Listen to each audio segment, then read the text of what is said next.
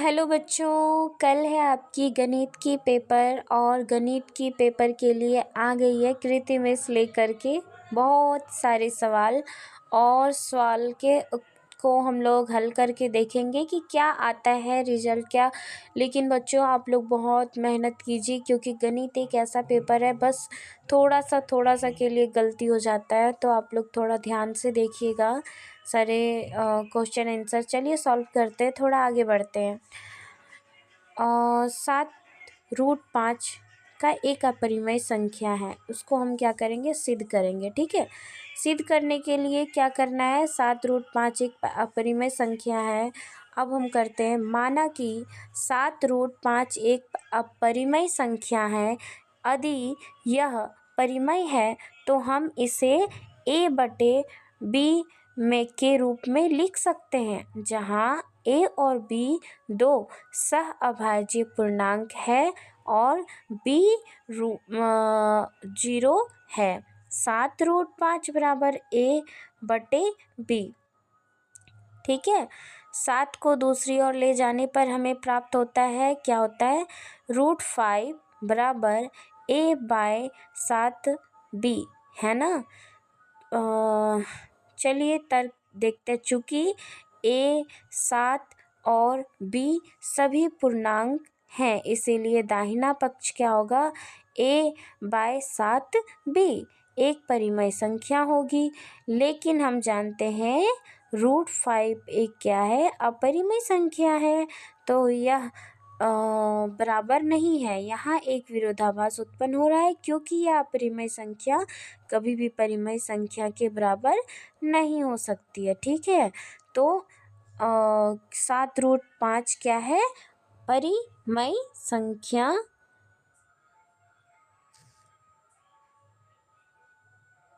अतः यह सिद्ध होता है कि 7√5 एक अपरिमेय संख्या है। चलिए दूसरा क्वेश्चन क्या है, बहुपद x² -15 का शून्यक है ना। बहुत आसान क्वेश्चन है, चलिए आगे देखते हैं समीकरण से। ठीक है, शून्यक निकालने के लिए हमें क्या करना होगा, px बराबर 0 रखते हैं और x² -15 बराबर कितना हो जाएगा, 0। तो चलो 15 को दाईं ओर ले जाने पर क्या होगा, x² बराबर 15।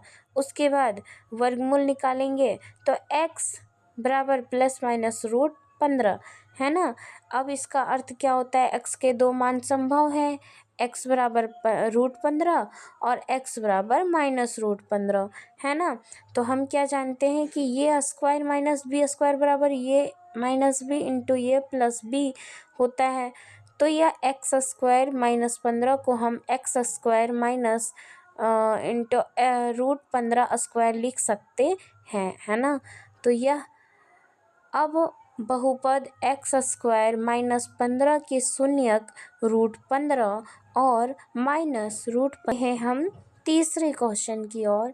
तीसरा क्वेश्चन क्या है, चलिए आगे बढ़ते हैं। तीसरा क्वेश्चन ये है, बहुपद x² -15 शून्यक है, 22 -15। इसमें आगे बढ़ते हैं, क्या है देखते हैं।